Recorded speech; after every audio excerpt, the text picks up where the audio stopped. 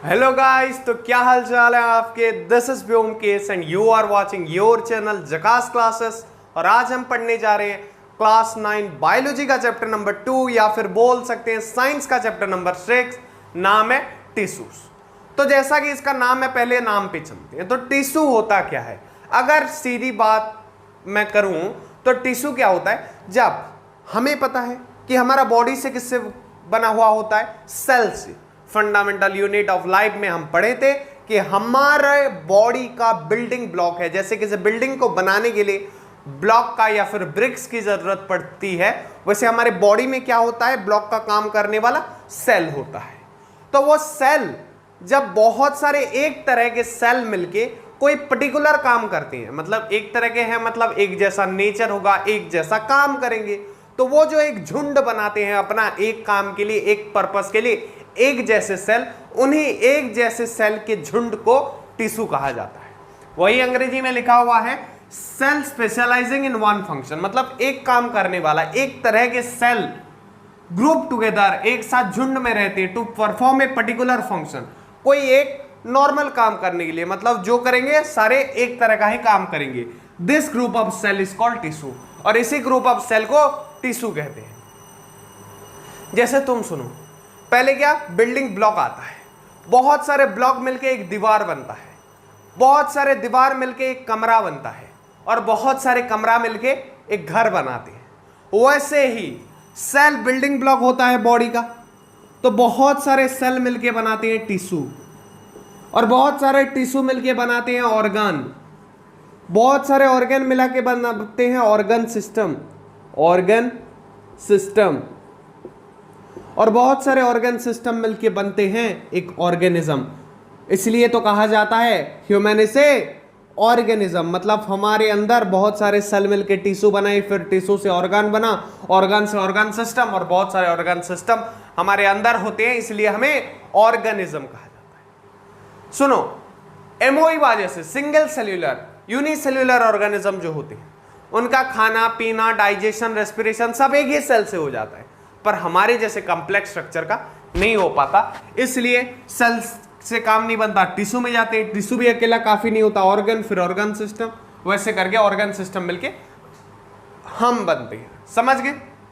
तो ये डेफिनेशन याद करो। उसके बाद हम देखेंगे इस चैप्टर में जनरली कि कुछ प्लांट टिश्यू डिस्कस करेंगे और एनिमल टिश्यू डिस्कस करेंगे। तो उनके बारे में थोड़ा मैं बेसिक बता देता हूं कि प्लांट टिश्यू और एनिमल टिश्यू सेम जैसे नहीं होते। जैसे हमने देखा था सेल एक जैसे नहीं होते, तो टिश्यू कैसे एक जैसे होंगे? अरे ईंट ही, उसका ब्लॉक ही एक जैसा नहीं है, तो दीवार कैसे एक जैसा होगा? समझ रहे हो बात को?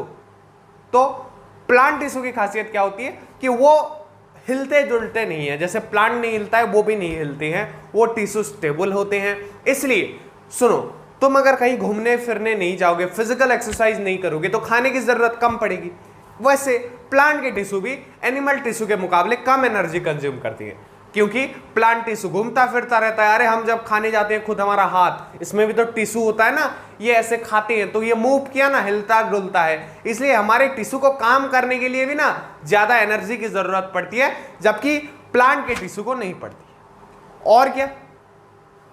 और ये है कि जो प्लांट टिश्यू होता है उसको सपोर्ट चाहिए होता है, क्योंकि वो हिलता डुलता नहीं है, वो एक जगह पे कांस्टेंट रहता है। जैसे फ्रिज का नहीं, कुछ एसी का एग्जांपल देती है। एसी जो घर में होता है वो दीवार के टंगा हुआ होता है, तो उसको कुछ सपोर्ट दिया जाता है, वो वहां पे टंग सके बोल के। वैसे ही एसी क्योंकि हिलता नहीं है, पर कूलर जैसे नीचे हम रख देते हैं, हिला विला देते हैं व्हील लगा के, वैसे ही प्लांट टिश्यू क्योंकि हिलता डुलता नहीं है, तो उसको भी थोड़ा ज्यादा सपोर्ट चाहिए, क्योंकि वो हिलेगा तो पूरा प्लांट को हिला के गिरा सकता है, और प्लांट का इतना ताकत तो नहीं है कि वो अपने आप खड़ा हो जाए। जैसे हम इंसान खड़े हो पाते हैं, अरे गिरते हैं फिर अपने आप खड़े हो पाते हैं। हाँ, सीवियर इंजरी हो जाए तो अलग बात है, पर नॉर्मली हम अपने आप खड़े हो पाते हैं, जो कि प्लांट नहीं हो सकता। वैसे प्लांट को क्या चाहिए? उसके टिश्यू को सपोर्ट चाहिए एक जगह पे रहने के लिए, और ज्यादातर ये जो सपोर्टिंग सेल होता है, ये ज्यादातर डेड सेल होती है। जैसे उसका जो छिलका होता है, पेड़ का ऊपर वाला छिलका, वो कैसा है? डेड सेल है। तो ऐसी बहुत सारी बातें करेंगी। उसके बाद प्लांट टिश्यू को थोड़ा डिटेल में जाएंगे, उसके बाद एनिमल टिश्यू में डिटेल में जाएंगे और चैप्टर को खत्म करेंगे। So before I move to the next topic, pause the video and note it down. चलो डिस्कस करते हैं कुछ points. Growth in plants is limited to certain region. तो प्लांट में जो ग्रोथ होता है वो चारों ओर से नहीं होता, कुछ रीजन के लिए वो स्पेसिफिक होता है, सर्टेन रीजन होता है, और कहीं कहीं पे लिमिटेड भी होता है। और अगर मैं बोलूं तो कुछ ऐसे भी पार्ट्स होते हैं जो through out the life growth करते हैं। ऐसा नहीं कि कुछ समय के बाद थम गए, जैसे हाइट हमारा लड़कों का 18 और लड़कियों का 17 में थम जाता है, वैसे कुछ इसके ऐसे भी टिश्यू हैं जो through out the life growth करते रहते हैं। और यह growth of animal is more uniform. जो एनिमल का ग्रोथ होता है ना वो यूनिफॉर्म होता है, प्लांट का नहीं। यहां बढ़ गया, कहां छोटा हो गया, कहां बढ़ ही जा रहा है, बढ़ते ही जा रहा है, कहां पे बिल्कुल नहीं बढ़ रहा है, मतलब यूनिफॉर्म नहीं होता। जबकि एनिमल में चारों ओर अच्छे तरह से बढ़ते हैं, यूनिफॉर्म ग्रोथ होता है, जैसे हमारा ग्रोथ है। Organization of organs and organ system is much more specialized and localized in complex animal than in complex plant. तो इसका देखो मोटा मोटा मैं बोलूँ ना तो जो स्पेशलिस्ट होता है, जो अच्छा वाला होता है, जो सही ढंग से जिसका ऑर्गेनाइजेशन हुआ होता है, ऑर्गन्स और ऑर्गन सिस्टम, वो एनिमल में हुआ रहता है एज कंपेयर टू प्लांट। यहाँ पे ये बोलने की कोशिश की गई है कम्प्लेक्स एनिमल, कम्प्लेक्स प्लांट मतलब कॉम्प्लेक्स जो एनिमल होते हैं उनका ज्यादा स्पेशलाइज्ड होता है ऑर्गन सिस्टम। इवन कि जितना भी कॉम्प्लेक्स प्लांट तुम उसके सामने रख लो, एनिमल का सिस्टम हमेशा ज्यादा स्पेशलाइज्ड ही रहता है। तो यही 2-4 पॉइंट्स थे। और तुम्हें तो मालूम है कि प्लांट की टिश्यू मूव नहीं करते, एनिमल के मूव करते हैं, तो दोनों बिल्कुल डिफरेंट तरीके की चीज है और दोनों को डिटेल में हम पढ़ने वाले हैं। तो पहले क्या देखेंगे हम, प्लांट टिश्यू। पहले क्या देखेंगे, प्लांट टिश्यू। और ये फिर 2 टाइप में डिवाइड किया गया है। जनरली 2 हम पढ़ने वाले हैं तुम्हारे इस चैप्टर में। एक क्या है मेरिस्टेमेटिक, दूसरा परमानेंट। मेरिस्टेमेटिक, स्टेमेटिक, और दूसरा होता है परमानेंट। तो ये फिर देखो मेरिस्टेमेटिक, फिर उसका डिवीजन आएगा, फिर permanent, simple permanent, complex permanent. ये क्या लिख दिया, रुको, परमानेंट हो गया। तो इसके ऊपर डिटेल में पढ़े, इससे पहले वीडियो को पॉज करके ये पॉइंट्स नोट कर डालो अपने कॉपी में। हाँ तो देखो मेरिस्टेमेटिक टिश्यू प्लांट टिश्यू में आता है, ये भी हर जगह पे नहीं होता, इसलिए तो बोलते हैं कि प्लांट यूनिफॉर्मली ग्रोथ नहीं करता, हर जगह से ग्रोथ नहीं करता। देखो ये जो टिप में है ना, ये मान लो अगर एक प्लांट का इंटीरियर दिखाया गया है, एक प्लांट की तरह ये कभी नहीं दिखेगा। डायग्राम बोला जाए तो ऐसे काटना, भले ही ये प्लांट की तरह ना दिखा जाए। तो ये जो टिप वाला है, ये इसको बोलते हैं एपिकल मेरिस्टेम। क्या बोलते हैं, एपिकल मेरिस्टेम। तो एपिकल मेरिस्टेम क्या है, the meristematic tissue present in apical meristem is present in, मतलब कहां पे होता है, इन टिप ऑफ, मतलब चोटी पर, tip of plant, and provide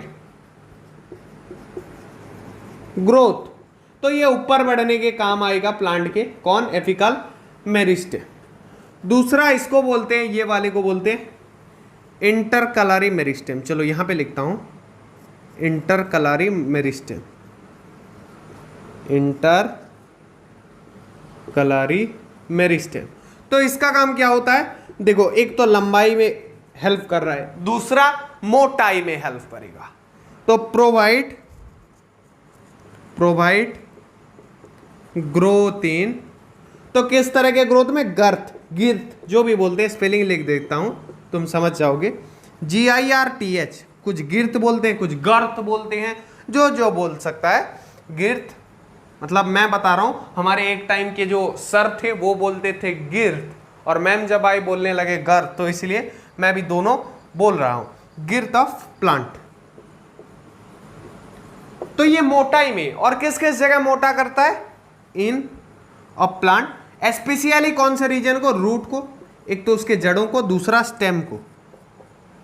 stem पता है ना प्लांट में, अरे जिससे प्लांट उठा हुआ होता है, वो जो मेन वाला चीज होता है पिलर टाइप का, वही तो स्टेम होता है। तो समझ गए। और तीसरा टाइप का होता है ये जो साइड में, देखो यहां पे मैंने लाइन क्यों ड्रॉ किया, पहले तो टिप में एक पार्ट्स रह गया, ये एपिकल पार्ट, उसके बाद इंटरकलरी पार्ट, ये सब है, ये बीच बीच में रह रहे हैं। उसके बाद एक क्या, तुम लोग ऐसे सीधा लेट के रहे हो, मैं तो खड़ा होके रहूंगा बोलेगा, तीसरे टाइप का मेरिस्टेम।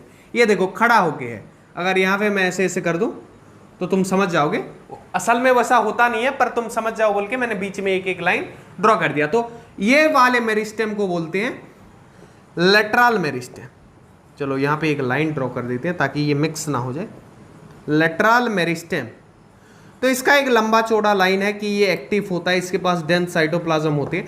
तो यहाँ पे जगह नहीं है इसलिए पहले इसको नोट करो, उसके बाद इसके बारे में 2-3 लाइन में लिखवा दूंगा।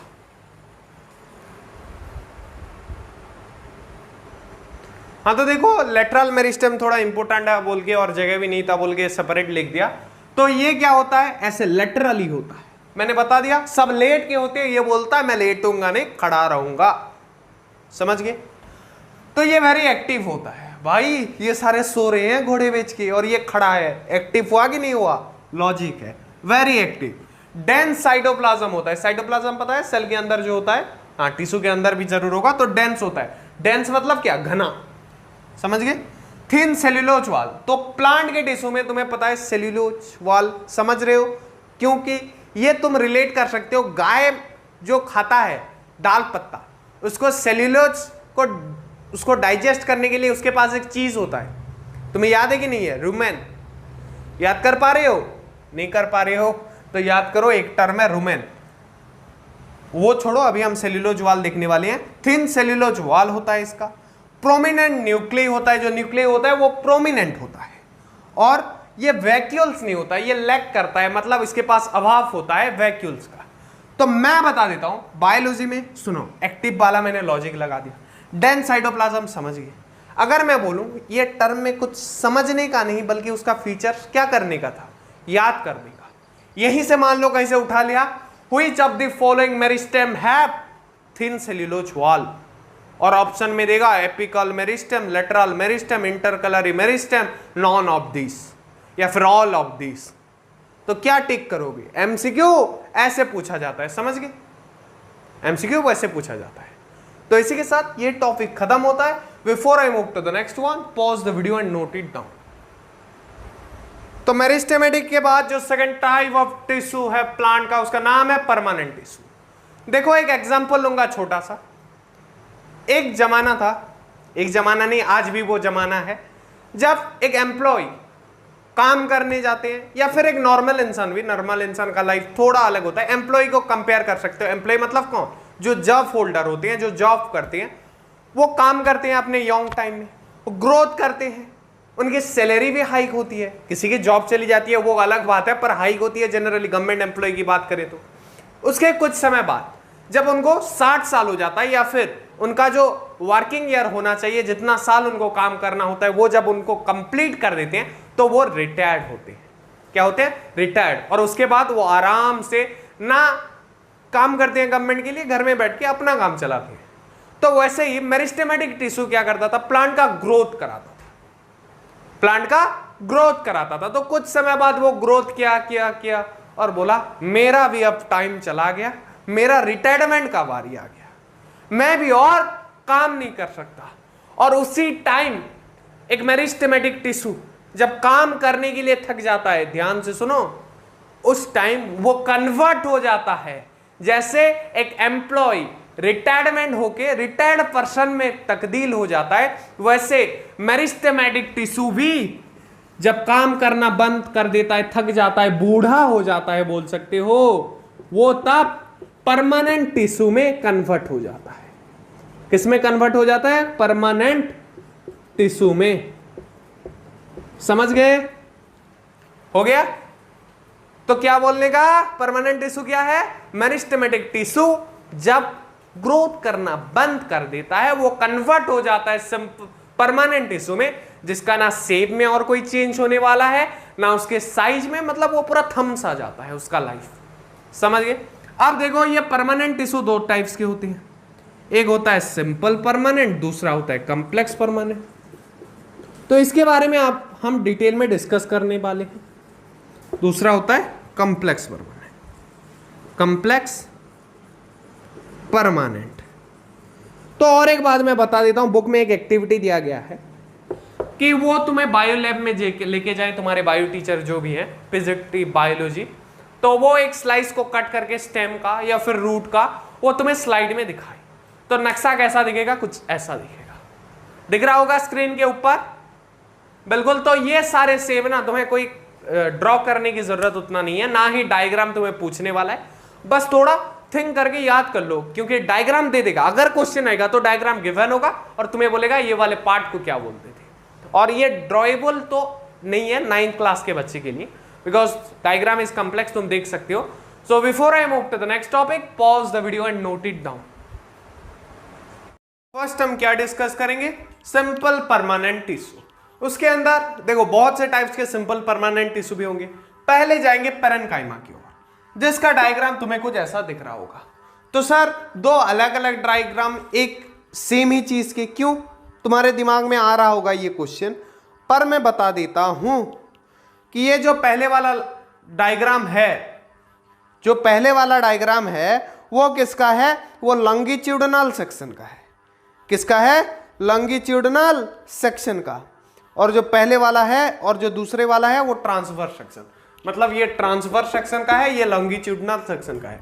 लॉन्गिट्यूडिनल सेक्शन समझ रहे हो, ट्रांसवर्स सेक्शन मतलब दो अलग तरीके से कट किया गया है। जैसे तुम्हें ऐसे भी काटा जा सकता है और ऐसे काटा जा सकता है, समझ पा रहे हो? एक इंसान हो, मान लो ये मार्कर है, ऐसे काटा और दूसरा ऐसे, वैसे इसको भी दो तरह से काट के हमें दिखाया गया है। तो ये कौन सा सेक्शन और ये कौन सा सेक्शन, तुम्हें ये जान के रखना है। तो समझ गए कौन सेक्शन है? तो जो पहले वाला है वो है लॉन्गिट्यूडिनल सेक्शन, इसके मैं एल लिख देता हूं, लंबा लॉन्गिट्यूडिनल एल लिख देते हैं, चलो। और ये है ट्रांसवर्स सेक्शन टी, समझ गए? ये लॉन्गिट्यूडिनल सेक्शन, ये ट्रांसवर्स सेक्शन। ये ज्यादा इंपॉर्टेंट नहीं है, इंपॉर्टेंट ये है, ये पॉइंट्स जितने भी लिखे हुए हैं। Parenchyma form by basic picking of few layers of cell. तो ये कैसे बनता है? बेसिक पिकिंग होता है, कोई टाइट पिकिंग नहीं होता, नॉर्मल पिकिंग होता है by some few layers of cell. कुछ लेयर ऑफ सेल देखो, ये है ना लेयर में, समझ गए? Consist of relatively unspecialised cell. तो इसमें जो सेल्स होते हैं, हमें क्या टिश्यू में क्या होते हैं, सेल्स होते हैं बहुत सारे। तो इसमें जो सेल्स होंगे पेरेन्काइमा में वो ऑन स्पेशलाइज्ड होते हैं विद थिन सेल वॉल। और इनका सेल वॉल कैसा होता है? थिन होता है, पतला होता है। देखो बायो में इसमें समझना कुछ नहीं है, याद करना बहुत कुछ होता है। तो मैं हमेशा बोलता हूं बायो जब भी पढ़ रहे हो ये सब पॉइंट को नोट करो। ये डायग्राम को छोड़ो, इस बार छोड़ो, वरना बाकी बार ड्रॉ करने के लिए बोलता। इस बार क्या ही पूछ लेगा इसमें से, खास कुछ सवाल यहां से बनेगा। ये पॉइंट को कॉपी में नोट करते करते चलो, क्योंकि कहा जाता है कि हम 3 बार पढ़ने से अच्छा एक बार लिख दें तो ज्यादा याद रहता है। तो समझ रहे हो? तो मैं बोलता हूं एक बार लिखो, दूसरी बार शॉर्ट में लिखो। कैसे लिखना? Basic packing, few layer cell, relatively unspecialised cell, thin cell wall, ऐसे लिखना। लूजली पैक्ड, लाइफ, पहले लंबा लिखना, उसके बाद शॉर्ट शॉर्ट टर्म लिखना, तुम रिवाइज करते टाइम। उसके बाद एक बार नजर से उतार लिए, एग्जाम में जाओगे फोड़ के आ जाओगे। समझ रहे हो? ऐसे बायोलॉजी को याद करना।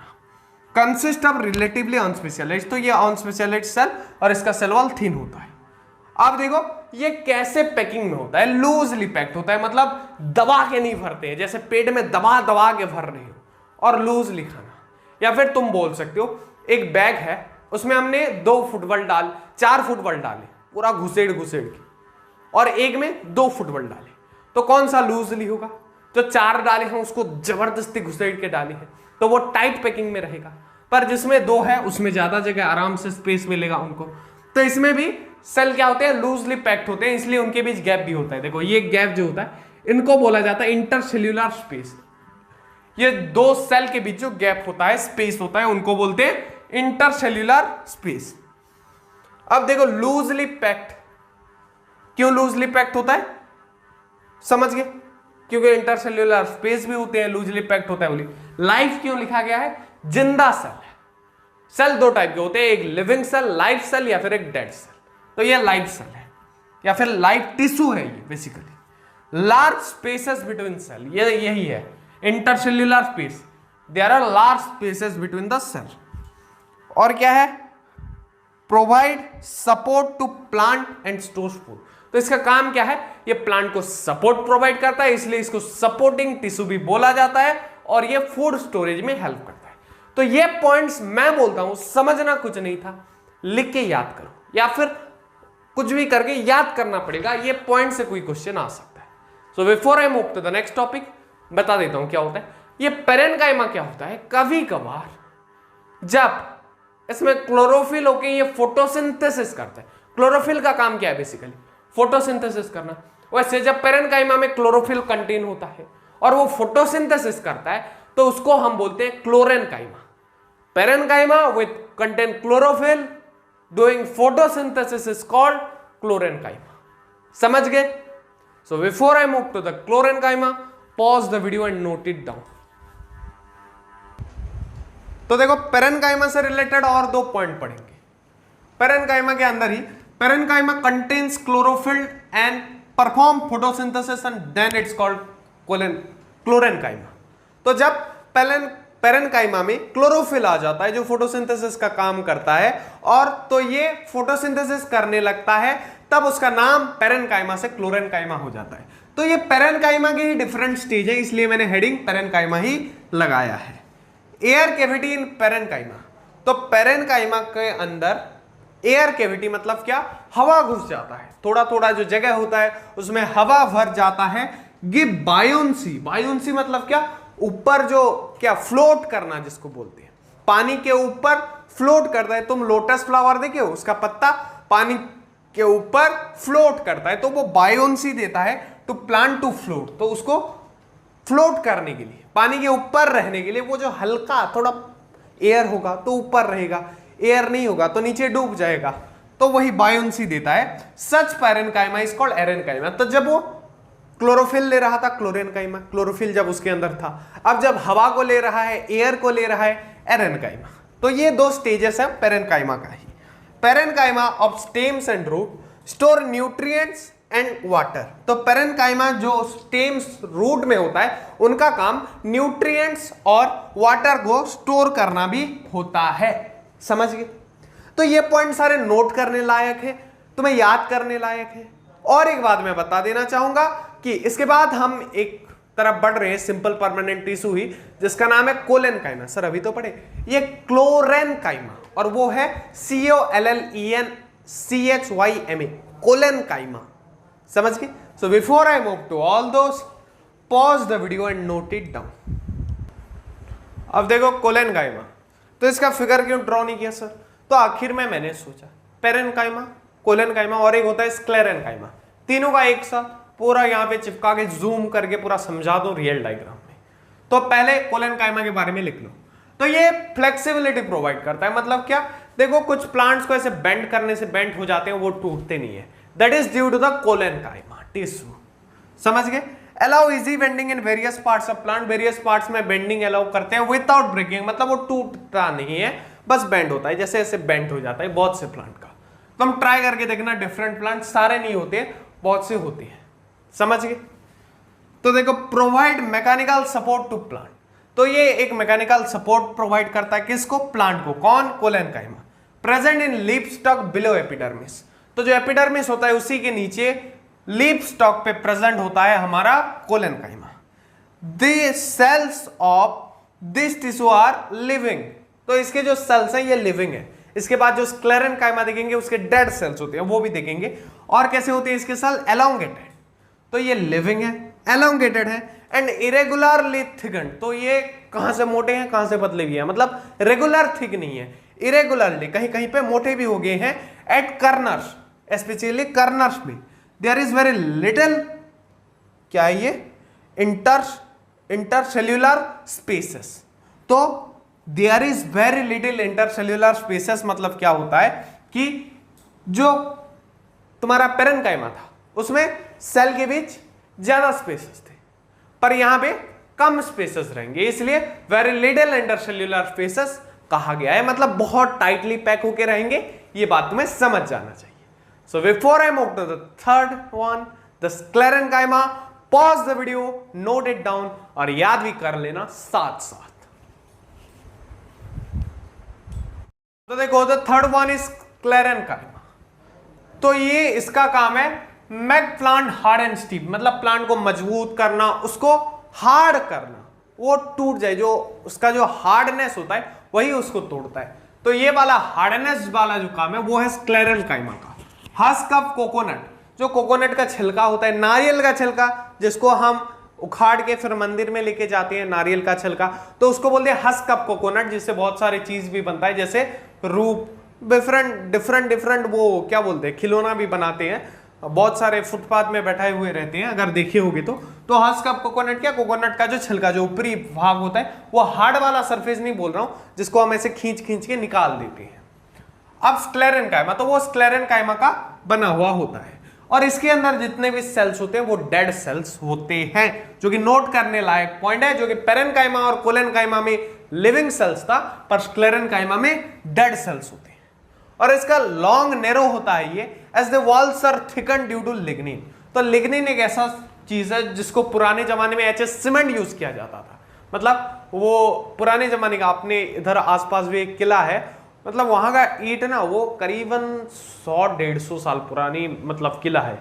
तो वहां का वो जो वहां पे जो जॉइंट दिया गया है, तो वो इससे दिया गया है, बोलते हैं जो तुम्हारा पेड़ होता है, बहुत सारे पेड़ से ये निकलता है लिग्निन, सारे पेड़ से नहीं, जिसमें वो ग्लू टाइप का स्ट्रक्चर निकलता है, जिस पेड़ से नहीं, मैं वो नहीं बोल रहा हूं कि जिससे ग्लू बनाते हैं, वो अलग चीज है, पर कुछ प्लांट से ऐसे ग्लू टाइप का चीज को किसी के साथ मिलावट करके बनाते हैं। वो पहले के जमाने में बनाते थे। मीन्स ब्रिज भी है अपने पास एक, मीन्स ब्रिटिश टाइम का, जो ब्रिटिशर्स का टाइम था, तो उसका मतलब स्ट्रक्चर थोड़ा सा भी ब्रिक्स पे बनाए हैं, ईंट पे, ना कि रॉड या फिर कंक्रीट पे, फिर भी वो टिका हुआ है। क्यों?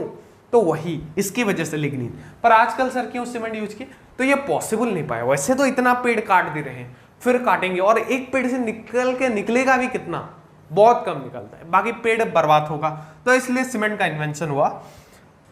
Present in stems around vascular bundles and in veins of nuts. तो ये प्रेजेंट होता है स्टेम में, वास्कुलर बंडल के अराउंड, और वेन्स में किसके, नट्स के। नट्स मतलब चना टाइप का जो होता है, मूंगफली हो गया, ये सारे नट्स होते हैं।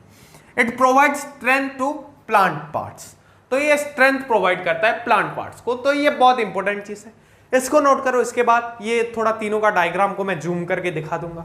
उसके बाद हम क्या करेंगे, उसके बाद ये लेयर के बारे में पढ़ेंगे कि ये जो टिश्यू होता है या फिर सेल होता है, इसका टॉप लेयर को क्या बोलते हैं, जैसे एपिडर्मिस।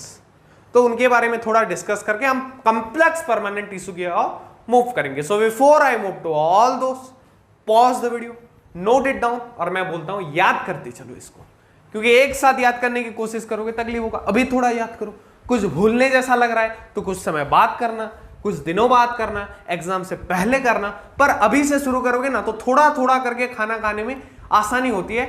एक साथ अगर पूरा खाओगे बोलोगे तो वो मुश्किल होता है, समझ गए?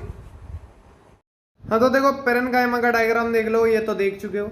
अब चलते हैं कोलेनकाइमा की ओर। तो ये है कोलेनकाइमा का डायग्राम, बहुत ही सुंदर सा ये बनता हुआ, ये वाला डायग्राम जो है ये कोलेनकाइमा का है। और तुम देख सकते हो, मुझे जो दिखाई दे रहा है कि पहला जो आउटर मोस्ट लेयर है, देखो वॉल थिकनिंग वाले पार्ट को नोट करो। थोड़ा हिल रहा है, हाथ में पकड़ा है बोल के चलो थोड़ा इंसर्ट करते हैं। हाँ, वॉल थिकनिंग, ये सब वॉल के थिकनिंग है। देखो ये जो थिक एंड अनइवन थिक है, देखो ये बीच में कोई थिकनेस नहीं है, पर कॉर्नर पे थिकनेस भर भर के दिया गया है। जैसे ये वाला चीज पार्ट्स को देखो, नोट करो, ये थिकनेस है, पर यहाँ पे बीच में नहीं है। फिर यहाँ पे है, कॉर्नर पे थिकनेस है। न्यूक्लियस इसका कौन सा पार्ट है, ये वाला देखो, इसको न्यूक्लियस बोलते हैं। उसके बाद वैक्यूल, ये जो अंदर में स्पेस बच गया है, इसको वैक्यूल से, और कितने ज्यादा स्पेस है तुम देख सकते हो। और जो आउटर मोस्ट लेयर है, ये इसका सेल वॉल है, जो कि सबसे बाहर है, और ये तुम्हें दिख रहा होगा। तो ये हो गया कोलेनकाइमा के बाद। अब चलते हैं स्क्लेरेनकाइमा की ओर। तो इसका दोनों ग्राफ दिया गया है, एक है लॉन्गिट्यूडनल, दूसरा है वर्टिकल, दूसरा है ट्रांसवर्स। तो ये है ट्रांसवर्स और ये है लॉन्गिट्यूडनल ग्राफ। तो ट्रांसवर्स में देखो थिक लिग्निफाइड वॉल्स तुम देख पा रहे हो, ये सब डेड सेल्स हैं, समझ पा रहे हो। अब लॉन्गिट्यूडनल काटने से ये देखो, ये है जो अंदर वाला स्पेस है, नैरो ल्यूमेन बचा हुआ है, इधर अंदर दिख रहा है, और बाहर लिग्निफाइड थिक वॉल बोलते हैं। समझ गए? बहुत आसान चीज था। तो ये डायग्राम को और एक बार दिखा देता हूं, टोटल कंप्लीट पूरा फोकस करके। हाँ, तो दिख रहा होगा कैमरा में अच्छे से। इसको पॉज करके स्क्रीनशॉट ले लो, या फिर अपने कॉपी में नोट कर सकते हो। मैं बोलूंगा screenshot is the best option.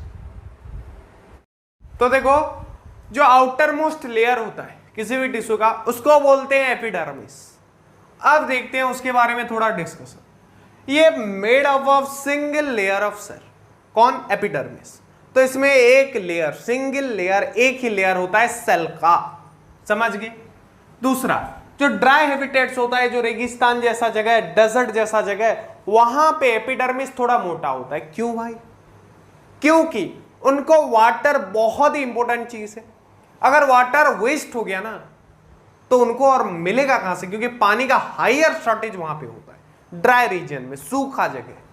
तो इसलिए एपिडर्मिस थिक होने से क्या होगा, जैसे दीवार मोटा ऊंचा हो तो क्या होता है कि आसानी से कोई अंदर घुस नहीं सकता बिना परमिशन के, वैसे ही एपिडर्मिस थिक होने से बिना परमिशन के थोड़ा सा भी पानी बाहर नहीं जाएगा, मतलब वाटर कंजर्व होगा। To prevent water loss the epidermis are thick of the plant in the dry reason.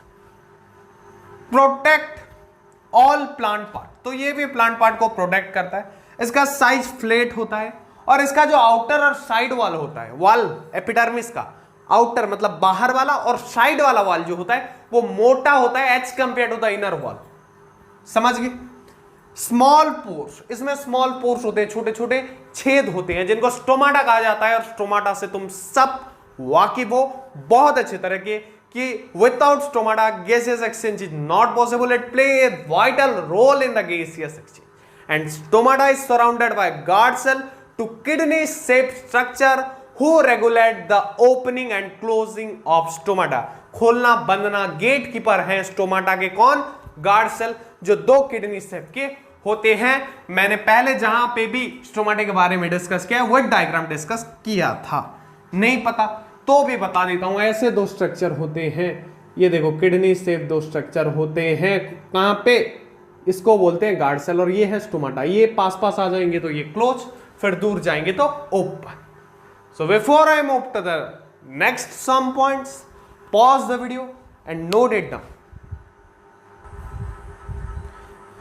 हाँ देखो, कुछ पॉइंट खत्म करके कॉम्प्लेक्स परमानेंट टिश्यू के और मूव ऑन करेंगे। एपिडर्मल सेल ऑफ रूट कुछ फंक्शन इज वाटर एब्जॉर्प्शन। तो ये एपिडर्मल सेल जो रूट में होता है उनका मेन काम, सुनो, रूट का मेन काम क्या है? Water absorption. एपिडर्मल सेल कहां पे होता है? आउटर मोस्ट लेयर में। इसका मतलब रूट का सबसे बाहरी हिस्सा क्या करेगा? पानी लेगा, एब्जॉर्ब करेगा, वही करता है, वो मैंने लिख दिया है अंग्रेजी में। Long hair increased area for absorption. तो ये जो लॉन्ग हेयर होता है किसका? ये रूट के पास देखना कभी किसी बड़े प्लांट का, तो ये एब्जॉर्प्शन के लिए एरिया बढ़ा देता है। एरिया बढ़ा देने से क्या होगा? देखो, अगर मान लो एक जगह है, कहीं पे पार्टी रख दिया गया है, वहां पे जो काउंटर है खाने का वो एक काउंटर है, वहां पे जल्दी सबको खाना मिल जाएगा या फिर 5 काउंटर है।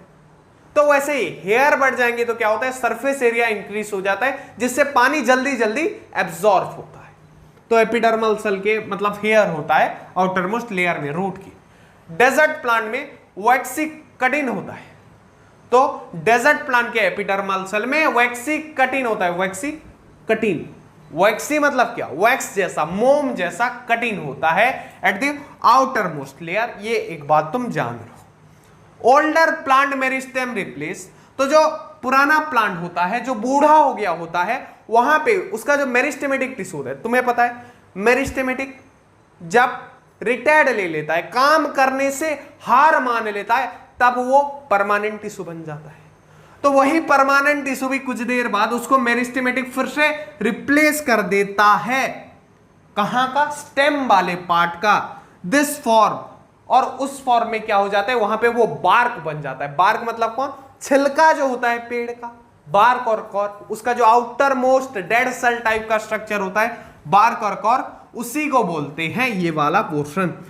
कॉर्क डेड सेल अरेंज, तो कॉर्क क्या है? डेड सेल अरेंज होके रहते हैं जो प्लांट में होता है। वॉल हैव सुवेरिन, तो वॉल में इनके सुवेरिन होता है और सुवेरिन का काम क्या है? वो पानी और हवा को थ्रू स्टीम घुसने नहीं देता। सुवेरिन एक केमिकल सब्सटेंस है और इसका काम क्या है? It make the medium impervious for, impervious मतलब दुर्भेद्य, मतलब उसके अंदर वेद नहीं किया जा सकता, अवैध। समझ पा रही हो? अवैध था वो जगह, इसलिए वो जो जगह था वहां से पानी या फिर हवा अंदर घुस नहीं पाएगा, इसलिए सुवेरिन होता है आउटर मोस्ट लेयर में। तो इसी के साथ ये टॉपिक खत्म होता है। Next we will move to the complex permanent tissue. So before I move to all those, pause the video and note it down.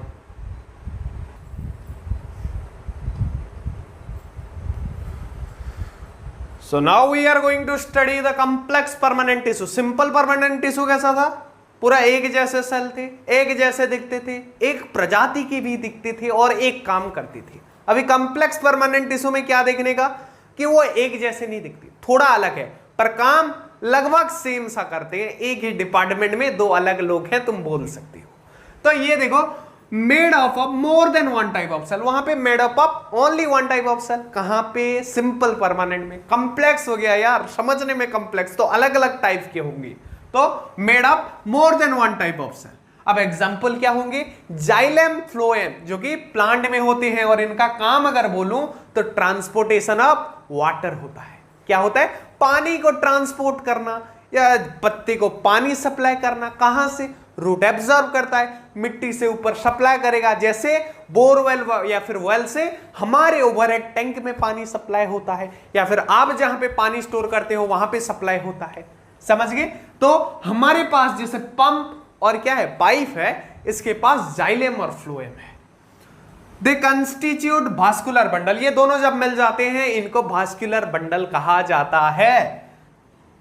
Xylem consist of, तो देखो अभी जाइलम और फ्लोएम को थोड़ा डिटेल में पढ़ेंगे। पहले जाइलम को देख लेते हैं, फ्लोएम नेक्स्ट डिस्कस करेंगे। बड़ा था नहीं, जगह नहीं हुआ लिखने के लिए, इसलिए नेक्स्ट बोल रहा हूं। Xylem consist of tracheids. तो जैसे तुम हमारे बॉडी में क्या क्या है, बोलने से क्या, नाक, कान, आंख, ये सब है, हाथ, वैसे जाइलम में क्या क्या है? ट्रैकेट्स है, वेसल्स है, जाइलम पैरेन्काइमा है और जाइलम फाइबर्स है। समझ गए? तो चार चीजें हैं अगर मोटा मोटा बोलूं तो जाइलम का जो वॉल होता है वो मोटा होता है, डेड सेल होता है, मरा हुआ सेल होता है।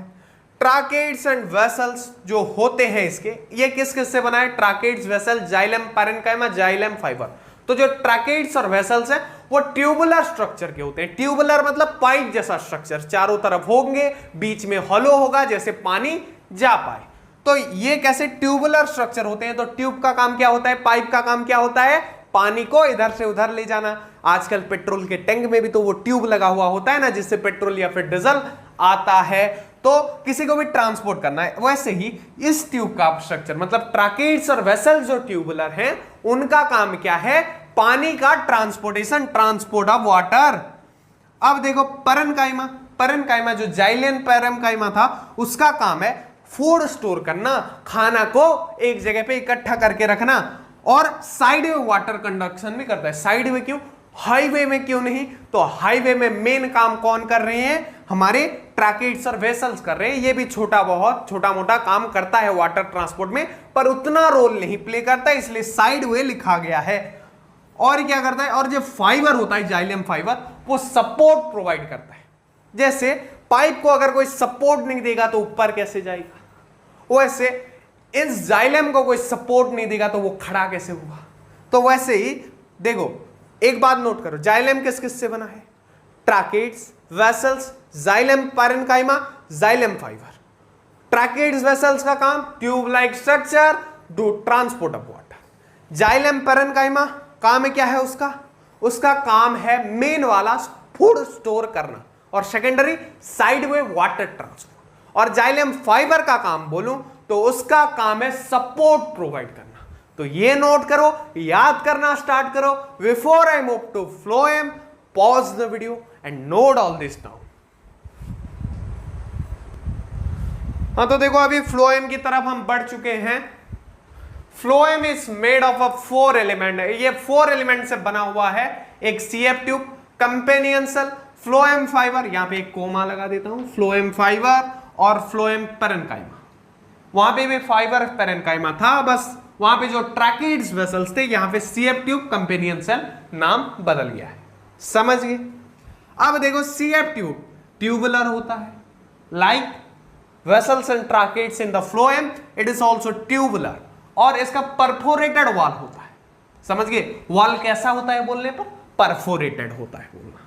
फ्लोएम, तो फ्लोएम देखो जाइलेम क्या है, उसमें एक ही तरफ पानी जाता है, मीन्स अगर या इधर से उधर जा रहा है तो जा रहा है, नीचे से ऊपर जा रहा है तो जा रहा है, पर फ्लोएम इज बाई डायरेक्शनल, इसमें नीचे से ऊपर भी जाता है, ऊपर से नीचे भी आता है, that's why it is bidirectional. और food from lips to other part जो सप्लाई करता है वो है फ्लोएम का काम। जाइलेम क्या करता है, रूट से पानी लेके लिप्स तक पहुंचाता है, लिप्स खाना बनाने के बाद फ्लोएम लिप्स से और ऊपर टिप में या फिर लिप्स से और नीचे रूट तक भी खाना कोई सप्लाई करता है तो उसका नाम है फ्लोएम, जो कि बहुत इंपॉर्टेंट फंक्शन है फ्लोएम का। एक्सेप्ट फ्लोएम फाइबर, तो फ्लोएम में क्या क्या होते हैं, sieve tube, companion cell, phloem fibre, phloem parenchyma, उसमें से फ्लोएम फाइबर बस एक डेड सेल होता है, एक्सेप्ट दैट मतलब उसे छोड़ के बाकी जितने भी बचे सारे लिविंग होते हैं, like companion cell, sieve tube, phloem parenchyma. और फ्लोएम फाइबर कैसा होता है, डेड होता है, समझ गए। तो ये होता है फ्लोएम या फिर एनिमल, टोटल प्लांट टिश्यू खत्म होता है। Next we will move to the animal tissue. Before I move to all those, pause the video and note it down.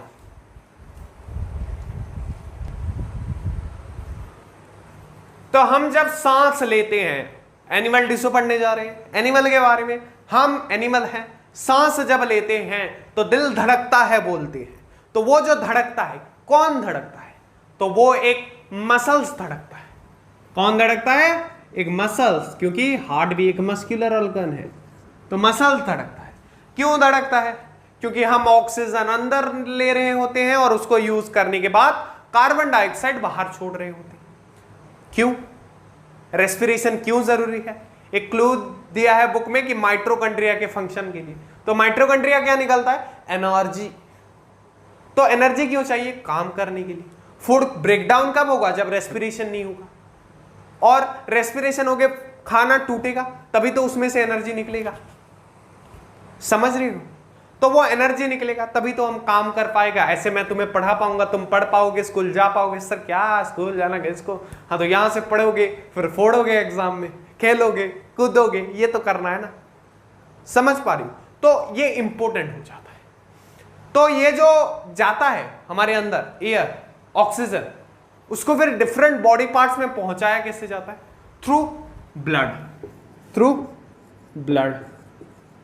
और ये सब जो अब तक मैंने डिस्कस किया, ये मसल्स, ब्लड, ये सब क्या है, एक एक टिश्यू है। अगर यहां पे कोई तुम्हें मारता है और तुम्हें पता चलता है कि वहां पे तुम्हें दर्द हुआ, तुम्हें किसी ने मारा, तो वो एक चीज की वजह से जिसको बोलते हैं नर्वस ऑर्गन, जो कि नर्वस टिश्यू भी बोल सकते हैं उसको। हमारा जो स्किन होता है, जो प्रोटेक्शन देता है, ये स्किन नहीं होता तो खून सा है तो हम खून से रंगे होते, या मतलब हम ही नहीं होती। तुम्हें लगता है स्किन का कोई इतना बड़ा रोल नहीं है, पर सुनो, इसके अंदर जब एक स्किन का छोटा सा हिस्सा निकलता है क्या होता है, कितना जलन होता है, कितना दर्द होता है, खून क्यों निकलता है। तो skin is a protective layer, और ये एपिथेलियल टिश्यू के अंदर आता है। सर क्या क्या बोल रहे हो, तो मैं वही बोल रहा हूं जो हम पढ़ने जा रहे हैं। ब्लड आता है कनेक्टिव टिश्यू, क्यों, ये कनेक्शन कर रहा है, ऑक्सीजन लेके लंग से जा रहा है डिफरेंट बॉडी पार्ट्स में, तो ये कनेक्शन कर रहा है, कनेक्टिव टिश्यू।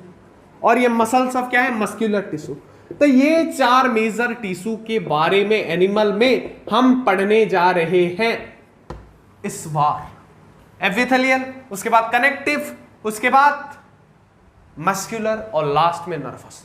मजा आएगा, फील आएगा, अपने बॉडी पार्ट के बारे में पढ़ेंगे पूरे जोश और जुनून के साथ। So before I move to all those and start epithelial tissue, pause the video and note this down. So let's move to epithelial tissue.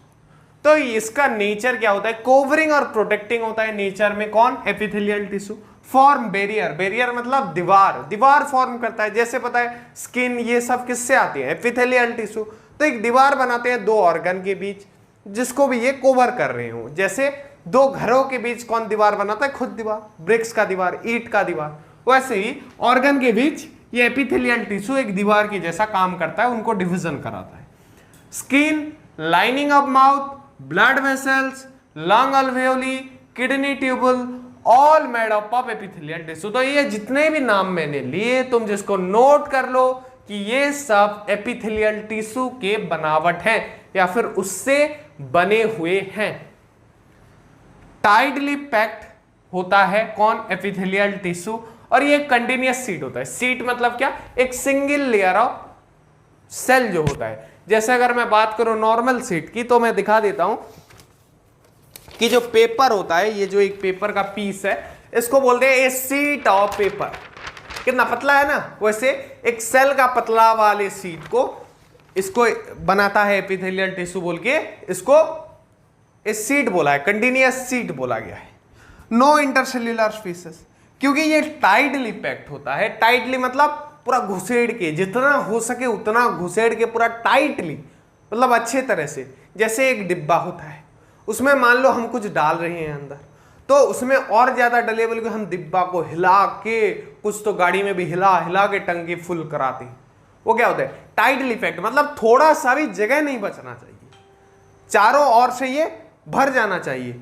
वैसे ही वही दिखाने के लिए यहां पे लिखा गया है टाइटली पैक्ड कंटिन्यूअस सीट और नो इंटरसेल्यूलर स्पेस। मतलब जो भी टाइटली पैक्ड होगा यार, पूरा जमा के भरेंगे, जितना आए उतना भरेंगे, तो थोड़ी ना जगह होने वाला है किसी की भी चीज के लिए। तो उसी को बोला गया है कि नो इंटरसेल्यूलर स्पेसेस। तो देखो इसके बहुत सारे टाइप्स हैं। पहला सिंपल स्क्वैमस एपिथेलियम, उसके बाद स्ट्रैटिस्फाइड एपिथेलियम एक है, क्यूबॉइडल है, कलमनार है। तो 3-4 टाइप्स के जो भी हैं हम देखने वाले हैं। पहले जाते हैं सिंपल स्क्वामस एपिथेलियम में। तो इन सेल्स लाइनिंग ब्लड वेसल्स, यहां पे देखो बहुत सारे एग्जांपल दिए थे, पर ये lining of mouth blood vessels, मतलब माउथ का लाइनिंग, ब्लड वेसल्स का लाइनिंग, लंग्स अल्वेओली का लाइनिंग, किडनी ट्यूबल्स का लाइनिंग, सारों का लाइनिंग। तो जो जो ब्लड वेसल्स और लॉन्ग अल्वेओली, मतलब ब्लड वेसल्स और लॉन्ग अल्वेओली, इन दोनों का लाइनिंग जिस टाइप का टिश्यू बनाता है, where transportation of substance occurs through selectively permeable membrane, जहां पे ट्रांसपोर्टेशन किसके थ्रू होता है? selectively permeable membrane के through. There is similar flat kind of epithelium, वहां पे सिमिलर, सेम जैसा, एक जैसा फ्लैट सीधा एपिथेलियम होता है, कॉल्ड सिंपल स्क्वामस एपिथेलियम। समझ गए? आसान बात, दिमाग में घुस गया होगा, मैं वही उम्मीद करता हूं। लिख दो कमेंट सेक्शन में, घुसा तो घुसा, नहीं तो नहीं, लिख दो यार, मजा आता है। मैं तुम्हारा कमेंट एक एक करके सारा कुछ पढ़ता हूं, हर्ट भी देता हूं, लाइक भी देता हूं, हर्ट नहीं हार्ट देता हूं। समझ गए? तो एक बात मैं बता देता हूं, ये है एक स्क्वामस एपिथेलियम का डायग्राम। नॉर्मल स्क्वामस, वो स्टडी, ये नॉर्मल जो स्क्वामस होता है उसका डायग्राम है, इसको तुम देख सकते हो। इसके बाद थोड़ा देखेंगे बाकी सब एपिथेलियम के बारे में। तो एक बात बता देता हूं, जो एपिथेलियम होता है उसका जनरल काम, जो स्क्वामस वाला है, तो ये प्रोटेक्टिव इन नेचर होता है, जैसे सारे होते हैं।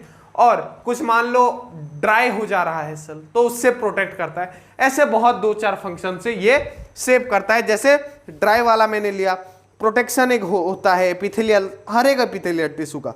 और एक क्या होता है? केमिकल इफेक्ट से बचाता है। और जो स्किन का होता है वो बॉडी को इन्फेक्शन से भी, जो इन्फेक्शन होते हैं, एलर्जी होते हैं, उससे भी ये बताता है। So before I move to next topic या फिर next epithelium, pause the video, note it down, अच्छे से याद करके पढ़ पढ़ के लिखो।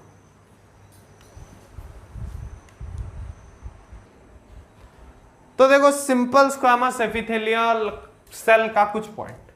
तो simple squamous epithelial cells are flat, सीधा होता है, फ्लैट होता है, and form a delicate lining, a delicate lining form करता है, लाइन फॉर्म करता है, मतलब बाहरी हिस्सा, द एसोफेगस। तो एसोफेगस कौन सा है?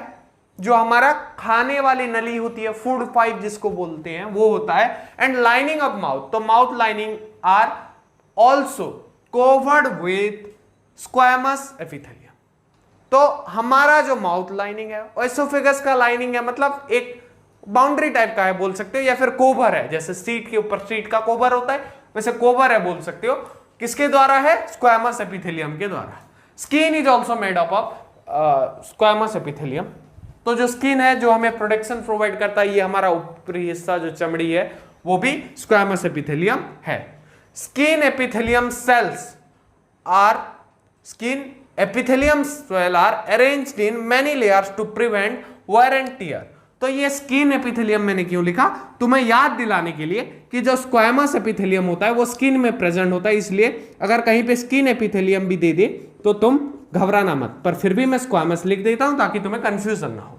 तो ये squamous epithelium cells are arranged in many layers to prevent wear and tear. समझ गए?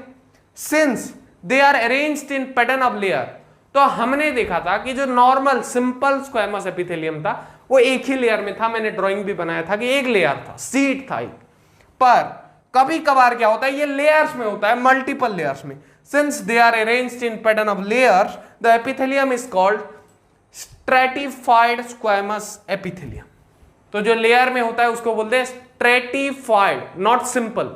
जो एक लेयर वाला था उसको सिंपल, जो मैनी लेयर्स में होता है उसको स्ट्रेटिफाइड स्क्वैमस एपिथेलियम बोलते हैं। So before I move to this topic stratified squamous epithelium, कुछ पॉइंट्स देखेंगे, उसके बारे में डिस्कस करेंगे। वीडियो को पॉज करके इसको नोट करने के साथ साथ याद करने की तैयारी भी शुरू कर दो।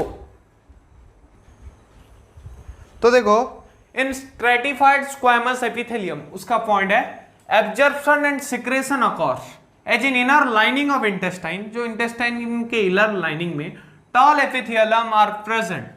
तो पहला लाइन देखो, ये वाले लाइन को तुम अंडरलाइन करो कि स्क्वैमस स्ट्रेटिफाइड स्क्वैमस एपिथेलियम में एब्जॉर्प्शन और सिक्रेशन होता है। क्यों होता है? क्योंकि इनर लाइनिंग ऑफ इंटेस्टाइन में tall epithelium cells are present. This columnar epithelium, जो टॉल एपिथेलियम प्रेजेंट होते हैं उनको बोला जाता है कलमनार, मतलब कलम वाले या फिर कलमार एपिथेलियम विच फैसिलिटेट मूवमेंट अक्रॉस बैरियर। जो कि एक बैरियर, दीवार के आर पार एक मूवमेंट अक्रॉस करता है। जो बैरियर किसका होता है? एपिथेलियम का ही होता है, उसके आर पार ये भेज पाता है। इन रेस्पिरेटरी ट्रैक्ट, तो जो रेस्पिरेटरी ट्रैक्ट होता है, हम जिससे सांस लेते हैं, जिस नली के थ्रू हवा जाता है और आता है, हमारे फूड पाइप के बगल में होता है, जहां पे खाना चले जाने से हमारा चोक हो जाता है ना, जो हम क्या जो करते हैं वो जो होता है, क्यों होता है? उसी की वजह से कि फूड पाइप ने रेस्पिरेटरी ट्रैक्ट में जब खाना चला जाता है, इवन नाक से खाना भी आ जाता है कभी कभार। In respiratory tract columnar epithelium has cilia and can move and push mucus। तो ये जो है columnar epithelium ये मूव कर सकता है और जो म्यूकस होता है उसको पुश कर सकता है। These are called ciliated columnar epithelium, इसलिए इनको ciliated columnar epithelium भी बोलते हैं, क्योंकि ये इसमें सिलिया होता है जो मूव कर सकता है और म्यूकस को पुश करता है। जिस कलमनार एपिथेलियम में सिलिया हो उसको कलमनार सिलिएटेड कलमनार एपिथेलियम बोलते हैं। उसके बाद आया cuboidal epithelium forms lining of kidney tubules. तो ये और एक टाइप है, कौन सा? क्यूबोइडल। पहले देखो स्क्वैमस था, उसके बाद स्ट्रेटिफाइड आया, उसके बाद कौन सा? कलमनार आया, उसके बाद सिलिएटेड कलमनार आया, उसके बाद क्यूबोइडल आया। क्यूब शेप का होता है। इनका डायग्राम चाहो तो बुक में देख सकते हो। मैंने क्यों नहीं दिखा रहा हूं? बिकॉज ये लेवल डायग्राम नहीं है, मतलब कैसा दिखता है बस देखोगे। जैसे ह्यूमन डायग्राम में नॉर्मल बॉडी नहीं होता कि इसको आंख कहते हैं, इसको मुंह कहते हैं, इसको कान कहते हैं, इसको बाल कहते हैं, ऐसे हम एक लेवल करते हैं। वैसे इसमें लेवल नहीं है, तो जो लेवल नहीं होता उसके एग्जाम में आने के चांसेस नहीं होते, इसलिए नहीं दिखा रहा हूं। Cuboidal epithelium form lining of kidney tubule. तो किडनी ट्यूबल का लाइनिंग फॉर्म करता है cuboidal epithelium and salivary glands ducts where it provides mechanical support. और ये कहां पे होता है? सलिवरी ग्लैंड डक्ट्स का भी लाइनिंग प्रोवाइड करता है, जहां पे ये मैकेनिकल सपोर्ट प्रोवाइड भी करता है। कौन? Cuboidal epithelium. Sometimes epithelial tissue fold inward.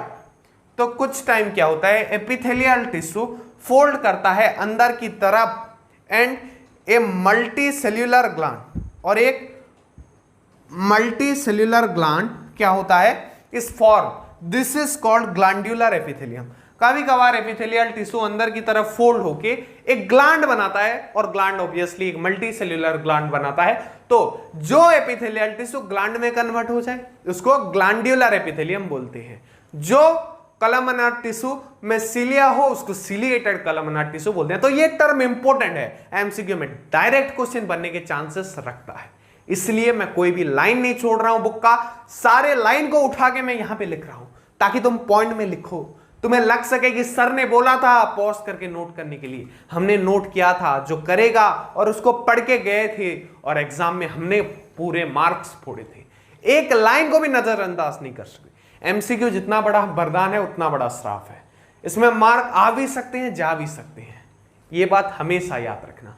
थोड़ा कर लिया अच्छे से मेहनत, एक लाइन नहीं छोड़े तो मार्क बहुत आएंगे। जबकि थ्योरी पेपर में क्या होता था अपने टाइम में, 5 मार्क का क्वेश्चन है, मान लो तुमने पूरा लिखा जो था बुक में, उसके बाद वो एग्जामिनर बोलेगा पसंद नहीं आया, एक मार्क काट देगा, मतलब फुकट के। यहां पे फुकट का मार्क नहीं जाएगा क्योंकि एक ऑप्शन सी होगा। अगर तुमने लगाए तो एग्जामिनर के हाथ में तुम्हारा मार्क अभी नहीं है। और जो हमारे टाइम में होता था, एग्जामिनर घर से झगड़ा करके आएगा, तुम्हारा कॉपी में मार्क कम करेगा, या फिर किसी दिन खुशी मूड में है, किसी का मार्क ज्यादा बढ़ जाता था। तो ये भी अवॉइड हो जाएगा इस बार, क्योंकि एमसीक्यू पेपर होंगे। तो या तो सही है या तो गलत है, या आधा अधूरे का चक्कर रहेगा ही नहीं। तो टर्म 1 में अगर चाहो तो 100 में से 100 लाया जा सकता है, और ज्यादा उतना मेहनत नहीं लगेगा, पर बुक तो कवर करना पड़ेगा। So before I move to the next topic, that is connective tissue. ये एपिथेलियल टिश्यू खत्म हो गया, then we will move to connective tissue. Before that pause the video and note it down.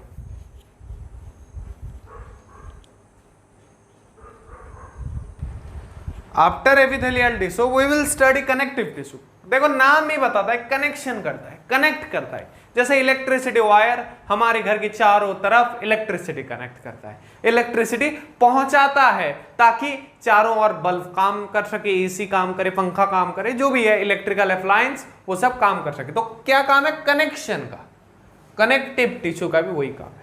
जैसे blood हमारे रगों में दौड़ता है, चारों ओर जाता है, बहुत सारा चीज कैरी भी करता है, इधर का चीज उधर भी पहुंचाता है।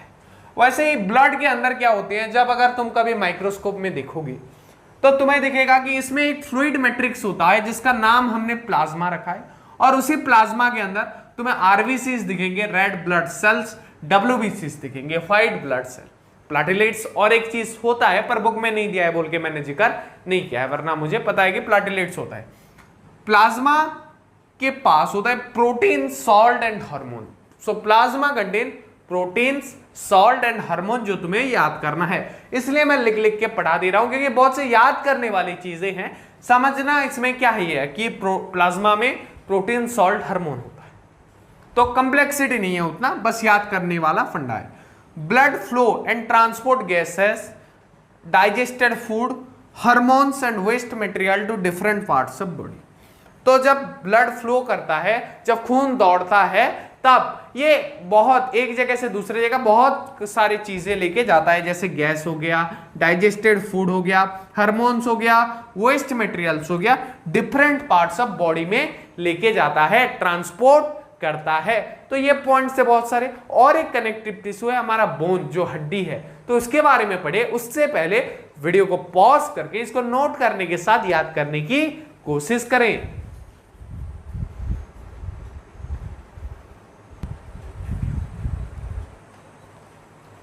हाँ, तो देखो नेक्स्ट है ब्लड। जैसे एक कनेक्टिव टिश्यू था, ऐसे बोन भी है। ये फ्रेमवर्क प्रोवाइड करता है बॉडी को, मतलब कंकाल जो होता है, स्केलेटन, वो फ्रेम बनाता है। जैसे घर में पहले फ्रेम देते हैं, उसके बाद कलर करते हैं, ये सब चीजें होती हैं। चलो देखता हूँ सेचुरेशन थोड़ा ठीक है कि नहीं है, थोड़ा बढ़ा देते हैं सेचुरेशन को। हाँ, बढ़ा दिए बिल्कुल। तो देखो अभी कि जैसे फ्रेम प्रोवाइड करता है स्केलेटन, उसके ऊपर मसल्स लगते हैं, ब्लड फ्लो करता है और एक बॉडी बनता है। जैसे एक घर बनाने के लिए पिलर उठाते हैं, बीम डालते हैं, छत डालते हैं, और ये दीवार, फिर दीवार के ऊपर फिनिशिंग, कलर, टाइल्स फ्लोर में, या फिर मार्बल, कुछ भी, फ्लोरिंग करना, सीलिंग करना, ये सब बात के काम है, कबर्ड बनाना। पर मेन फ्रेम क्या है? ईंट, पत्थर और कंक्रीट, रॉड, स्टील, इससे बनता है। वैसे हमारा बॉडी भी मेन फ्रेमवर्क जो है वो स्केलेटन है, हड्डियां हैं, उसके बाद बाकी सब होती है। तो ये सपोर्ट प्रोवाइड करता है बॉडी को। एंड एंकर मसल्स, जो मसल्स को जकड़ के रखता है, वो समझ गए। Strong and non flexible tissue, तो ये बहुत ताकतवर है पर नॉन फ्लेक्सिबल है। जैसे ये हाथ को यहां से मूव कर सकते हो, जैसे ये हाथ को यहां से, ये बीच में से टूट जाएगा ज्यादा ताकत लगा देंगे तो, पर यहां से मूव कर सकते हैं। क्यों? तो वो भी बता देता हूं। Bone cells are embedded in hard matrix. पहले ये बता देता हूं कि बोन स्ट्रॉन्ग क्यों होते हैं, क्योंकि वो एम्बेडेड होते हैं हार्ड मैट्रिक्स में, that is composed of calcium और फास्फोरस। तो इसके अंदर क्या होते हैं? कैल्शियम और फास्फोरस होते हैं। पर ये जो मूव क्यों कर रहा है सर बता दीजिए। तो ये दो बोन को कनेक्ट करता है एक लिगामेंट। तो हमारे यहाँ पे लिगामेंट है जो कि मूव कर सकता है and that is very elastic and also ligament contain little matrix, तो उसमें उतना हार्ड मैट्रिक्स नहीं है, बहुत कम मैट्रिक्स है और इलास्टिक है, मूव कर सकता है।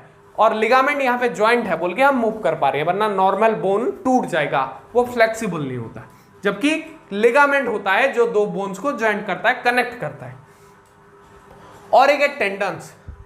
टेंडन्स क्या होता है? टेंडन्स वो चीज है, देखो हड्डी से हड्डी कनेक्ट करता है लिगामेंट, वैसे हड्डियों को ये मसल्स, हमारा हड्डी के ऊपर कुछ मसल्स है, यहाँ पे छू के देखो हड्डी से पहले कुछ लगेगा सॉफ्ट टाइप का, तो उस मसल्स को कनेक्ट कौन करता है? वो करता है टेंडन। तो टेंडन्स लिगामेंट्स बहुत इंपॉर्टेंट टर्म है, याद करना शुरू कर दो। Tendons connect muscles to bone, तो ये बोन से मसल्स को कनेक्ट करता है। ये फाइब्रस होता है, स्ट्रांग होता है, पर ये भी कम फ्लेक्सिबल होता है। कौन? टेंडन्स। लिगामेंट्स सबसे ज्यादा फ्लेक्सिबल होता है। टेंडन्स का काम क्या है? मसल्स और बोन को कनेक्ट करना। ये भी स्ट्रांग होता है, फाइब्रस होता है, पर लिमिटेड फ्लेक्सिबिलिटी होती है। तो और कुछ पॉइंट्स देखते हैं before I move to all those. Pause the video and note it down. अब तक हम 3 टाइप्स ऑफ कनेक्टिव टिश्यू पढ़ चुके हैं। 3 क्या? नहीं 4। Blood, bone, ligaments, tendons. अब देखेंगे कार्टिलेज। तो कार्टिलेज देखो, ये वाइडली स्पेस्ड सेल होते हैं कार्टिलेज में। कार्टिलेज कहाँ होता है बोलने से? ये कान में। ये जगह टाइट लगता है थोड़ा, पर फिर भी इसको फोल्ड किया जा सकता है, फ्लेक्सिबल होता है। ये वाला पार्ट होता है cartilage. Compost of protein and sugar. जैसे बोन में क्या होता था? Calcium and phosphorus. यहाँ पे होता है protein and sugar. Smooth and bone surface, ये स्मूथ होता है, देखो यहाँ पे टच करके देखो। और नॉर्मली यहाँ के बोन को टच करके देखो, ये बोन स्मूथ नहीं होता उतना। यहाँ पे मसल से बोल के स्मूथ लग रहा है, पर अंदर फील करके देखो, ये हड्डी उतना स्मूथ नहीं होता। ऐसे मूव करो तो फिंगर को पूरा यहाँ पे प्रेस करके, और यहाँ पे प्रेस करके मूव करो, ये तुम्हें स्मूथन लगेगा। समझ गए? तो present in nose, ear, trachea and larynx. कौन? कार्टिलेज प्रेजेंट होता है इतने जगह में। We can fold cartilage. देखो मैं फोल्ड कर दे रहा हूं दोनों कान का, किसी के भी। ये अंदर नाक के अंदर होता है, ऐसे यो फोल्ड कर सकते हैं। But we can't bend bone in hand. तो ये हाथ की हड्डी को टूट जाएगा ज्यादा फोल्ड करने में ताकत लगाऊंगा तो। So before I move to the next topic, थोड़ा एरोलार टाइप का चीज है, और 2-3 पॉइंट पढ़ के हम खत्म करेंगे किसको? कनेक्टिव टिश्यू को। So before I move to that, pause the video and note it down. So let's move to the next connective tissue, that is areolar connective tissue. तो ये found between skin and muscles. तो skin और muscles के बीच ये tissue found होता है। कौन? Areolar connective tissue. Around blood vessels मिलता है, nerves and in bone marrow ये हमें देखने के लिए मिलता है, या फिर होता है बोल सकती हूँ। Fill space inside organ. अरे कोई चीज है तो स्पेस तो लेगा ही, जगह तो लेगा ही। सपोर्ट इंटरनल ऑर्गन, तो अंदर के ऑर्गन को सपोर्ट प्रोवाइड करता है, और ये रिपेयर भी करता है बहुत टिश्यू के। जैसे बाइक रिपेयर होता है, कार रिपेयर, साइकिल रिपेयर होता है, वैसे टिश्यू भी कभी कभी डैमेज होता है, तो उनके रिपेयर में भी ये हेल्प करता है। कौन? Areolar connective tissue. अब एक बात बता देता हूं कि फैट नामक एक चीज होता है जो स्टोर होता है, तो वो स्टोर होता है एडिपोज टिश्यू में, जो कि स्किन के बिलो होता है। स्किन के नीचे, बिलो स्किन। इसको और अच्छे से लिख देता हूं स्किन को, शायद थोड़ा कंफ्यूजन होता पर अभी नहीं होगा। बिलो स्किन हमें मिलेगा कौन? Adipose tissue. इसमें किस फॉर्मेट में स्टोर होता है? फैट ग्लोब्यूल्स के फॉर्मेट में। तो ग्लोब्यूल से ये सराउंडेड होता है, किससे? फैट ग्लोब्यूल से। समझ गए? तो इसी के साथ कनेक्टिव टिश्यू वाला टॉपिक होता है खत्म। Next we will move to the muscular tissue. अब बहुत छोटा सा है, थोड़ा मस्कुलर, थोड़ा नर्वस, खटाक से खत्म हो जाएगा। So before I move to all those, pause the video and note it down. तो देखो मस्कुलर टिश्यू में देखेंगे, consist of elongated cell also called muscles fiber. तो ये कंसिस्ट ऑफ कैसे सेल? एलोंगेटेड, लंबा थोड़ा सेल होता है, जिनको हम मसल्स फाइबर्स भी बोलते हैं। और ये रेस्पॉन्सिबल होता है मूवमेंट के लिए। कौन? Muscles tissue. Control special protein, ये कंटेन करता है, कंट्रोल नहीं कंटेन करता है, मतलब रखता है स्पेशल प्रोटीन जिसका नाम है कंट्रैक्टाइल। और ये प्रोटीन का काम क्या होता है? Contract and relax. Contractile protein ये कंटेन करता है, जो कि एक स्पेशल प्रोटीन है जिसका काम है कंट्रैक्ट एंड रिलैक्स करना। ये कंट्रैक्ट रिलैक्स ऐसा कुछ काम होता है, तुम बोल सकते हो मसल्स का। वॉल्यूंटरी मसल्स का काम होता है स्केलेटल मसल्स भी बोला जाता है। वॉलंटरी मसल्स कौन से मसल्स होते हैं? जो हमारे कमांड मानते हैं। जैसे तुम्हारे पैर का मसल्स, ऐसे किक मार रहे हो, तुम खुद चाह रहे हो तभी मार रहे हो, ना चाह रहे हो तो बंद कर दे रहे हो। सर सभी तो ऐसा होता है? ना चाहते हुए क्या होता है? होता है। चलो देखते हैं कौन सा होता है। हमारा हाथ भी जो मसल्स मूवमेंट है, हम जब चाहते हैं तब करते हैं, जब सोते हैं नहीं चाहते हैं कहाँ करते हैं। वैसे एक इनवॉल्यूंटरी होता है। लाइक एग्जांपल दो टाइप के हैं मैं बताने वाला हूं, पहले इसका देख लेते हैं कि ये वॉलंटरी मसल्स होते हैं, स्केलेटल मसल्स होते हैं in microscope so alternate light and dark band. तो एक माइक्रोस्कोप में ये एक काला एक सफेद दिखता है, इनको जब देखा जाता है तो कैसे दिखता है मैं विद डायग्राम एक्सप्लेन करूंगा एक साथ। इसका भी और दो भी हैं, इसलिए इनको स्ट्रिएटेड मसल्स भी कहा जाता है। समझ गए? किसको? वॉलंटरी मसल्स को skeletal muscles plus striated muscles भी कहा जाता है। स्केलेटल मसल्स कहने का कॉज क्या है? क्योंकि हम चाहकर इसका मूवमेंट कर रहे हैं, ये हमारे स्केलेटन से अटैच्ड होते हैं, मतलब हड्डी से अटैच होते हैं ये वाले मसल्स। कौन से? Voluntary muscles. और ये जो इसमें जो सेल्स होता है वो कैसा होता है? Long, cylindrical, unbranched and multi nuclear. इसके सेल का ये मतलब फीचर्स है, या फिर बोल सकते हो इसका डिमेंशन, इसका कैरेक्टरिस्टिक है।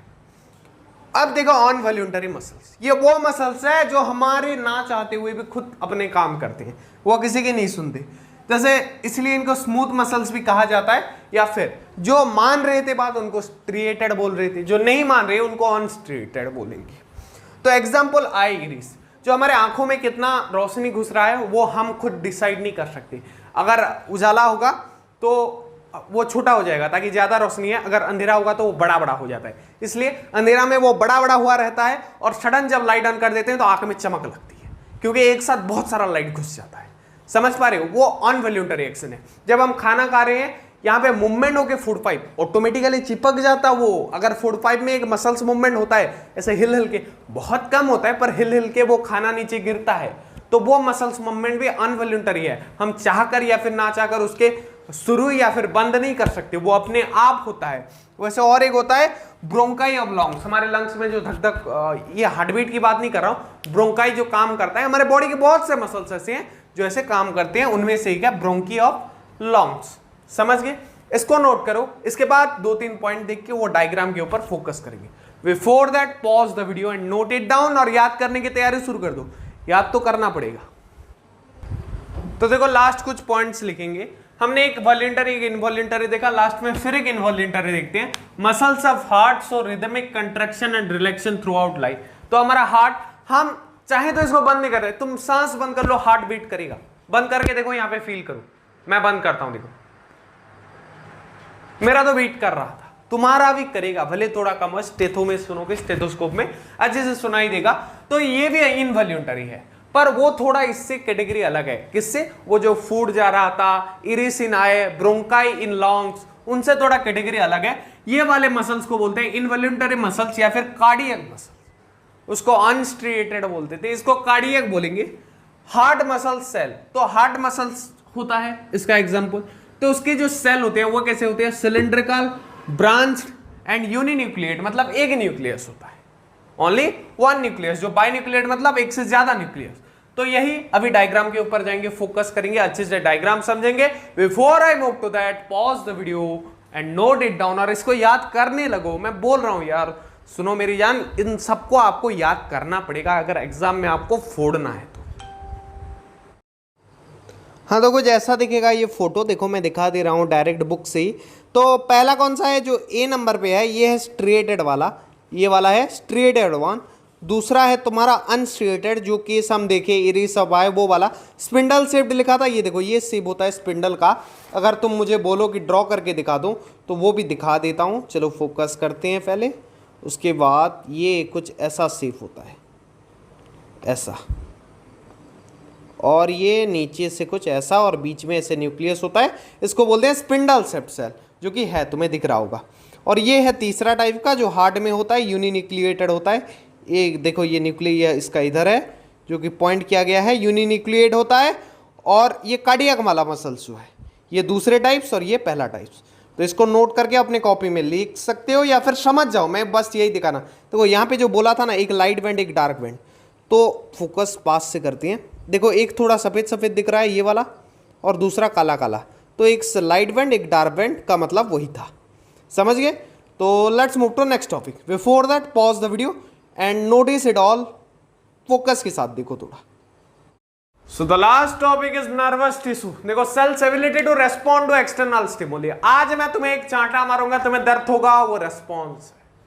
अगर कोई बच्चा मारता है तुम उसको मार देते हो, वो क्या है, रेस्पॉन्स है स्टिमुली का। तूने मारा मैं भी तेरी ऐसी की, तो वो क्या है, रेस्पॉन्स है स्टिमुली से।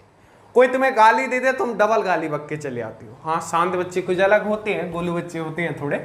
Sales ability to respond to stimuli, तो ये सारे सेल में नहीं होता, पर जो नर्वस टिश्यू है वो स्पेशलाइज्ड है चीजों में, किसको, स्टिमुली को रेस्पॉन्ड करने में।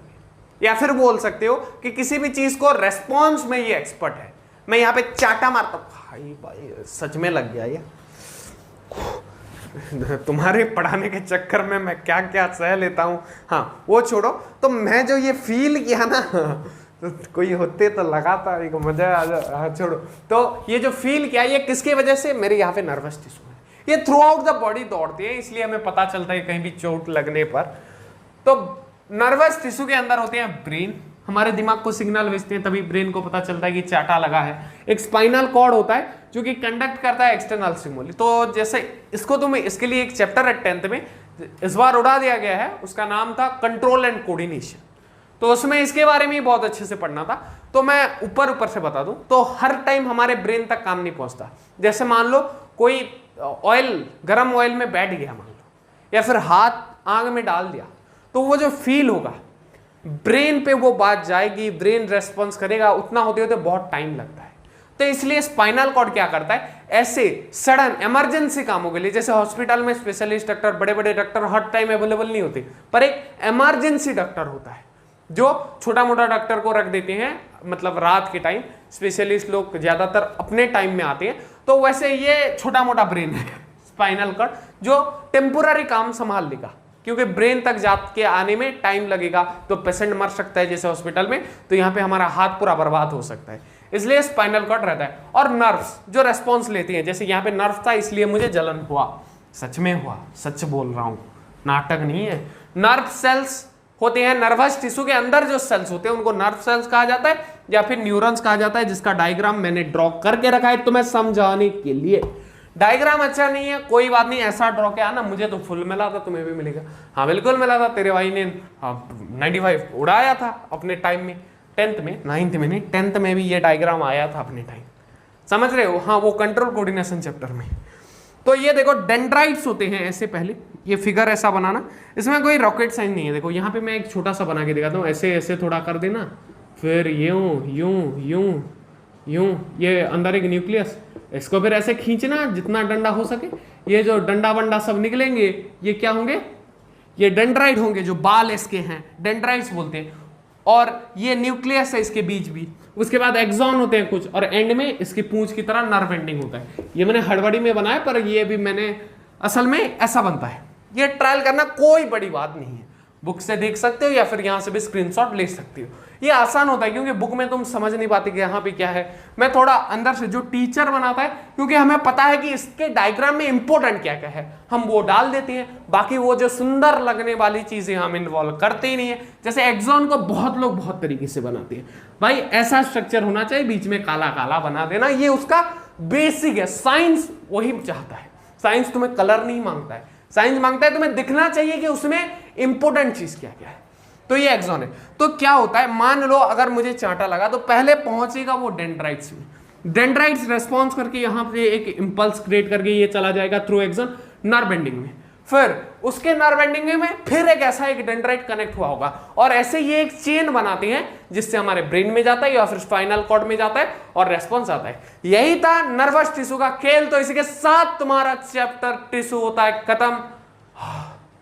ये मतलब मैंने लिख लिख के जो पढ़ा है ना, ये वीडियो भले ही उतना लंबा नहीं है, पर जो मेहनत लगाए, पहले लिखो फिर समझाओ, क्योंकि लेक्चर के अंदर लिखूंगा और लंबा खींच दूंगा। और बायो में ऐसा समझाना था नहीं कि मैं लेक्चर में लिखने बैठूं, तो पहले लिख दिया था कि तुम्हारा समय बच जाए। तो प्लीज यार चैनल से जुड़े रहो, और लाइक शेयर सब्सक्राइब का मैं नहीं बोल रहा हूं, क्योंकि वो तुम्हारे ऊपर डिपेंड करता है, अच्छा लगे कर देना। तुम्हारे दोस्त कोई नीडी है शेयर कर देना। मैं वैसे बोलता हूं क्योंकि मुझे इससे मतलब नहीं है, मुझे ऑल इंडिया को फ्री एजुकेशन देना है और ये बताना है कि जो जकास क्लासेस से पढ़ेगा वो एग्जाम में 95 प्लस फोड़ेगा और टफ वर्स्ट इंटरव्यू भी आएगा यार, अपने चैनल में आएगा, आपके अपने चैनल, क्योंकि हमारा कोई तो जरूर फोड़ेगा और आप सब भी फोड़ सकते हो। पढ़ो अच्छे से, जितना बोलता हूं करो। बाहुबली स्ट्रेटेजी को इतना प्यार दिया आपने, छोटा सा चैनल, 1 महीना नहीं हुआ था, आपने उसमें 20,000 व्यू डाल दिए 5 दिनों में। वो एक बड़ा टारगेट था और ये चैनल को जैसा प्यार आप दे रहे हैं ऐसे देने लगोगे तो हम बहुत दूर पहुंचेंगे, सबको फ्री एजुकेशन देंगे और एजुकेशन पानी के भाव आएंगे। पानी के, अरे पानी तो 20 रुपए लेता है, ये तो हम फ्री देंगे। वो इंटरनेट का पैकेज समझ सकते हो, 20 रुपए जो होता है, हाँ वैसा 20 रुपए थोड़ी ना पड़ता है। मुझे पता है 500-600 रुपए में तुम 3 महीना चलाते हो तो 200 रुपए महीना, हाँ दिन में देखो 5-10 रुपए में तुम्हें कैसा बेस्ट एजुकेशन मिलेगा। कहाँ पे? जकास क्लासेस में। हम नहीं लेंगे पैसा, पैसा डाटा का है, हम तो फ्री पढ़ाएंगे और एड्स भी हम अपनी तरफ से बंद किए हैं। जो भी आ रहा है उसका रेवेन्यू यूट्यूब को जाता है, हम एक पैसा भी नहीं ले रहे, ताकि हमारा बच्चा डिस्ट्रैक्ट नहीं होना चाहिए। अरे जकास क्लासेस में फ्री ऑफ कॉस्ट आएगा, आ रहा था और आगे भी आएगा और आ भी रहा है। तो इसलिए जकास क्लासेस से जुड़े रहो। तो मैं इसी के साथ तुमसे लेता हूं विदा, मिलते हैं अगले वीडियोस में। सारा कंटेंट, मैथ, साइंस सब कुछ डला हुआ है और 10-10 घंटे में हमने entire math term 1, entire science term 1 10 घंटे के अंदर निपटाया। मतलब एक दिन में चाहे ना, 2 दिन में चाहे तो मैथ एक दिन, साइंस एक दिन में इजीली निपटा सकता है कोई बच्चा। पर ऐसा नहीं कि एग्जाम तक पढ़ो नहीं और पहले दिन ये देखने लगो, थोड़ा याद करने में फिर टाइम लगेगा ना। तो ऐसे वीडियोस भी हमारे पास अवेलेबल हैं। तो मैं लेता हूं तुमसे विदा, मिलते हैं अगले वीडियोस में। तब तक पढ़ते रहो, जकास क्लासेस देखते रहो। जय हिंद, वंदे मातरम। नोट भी कर लेना।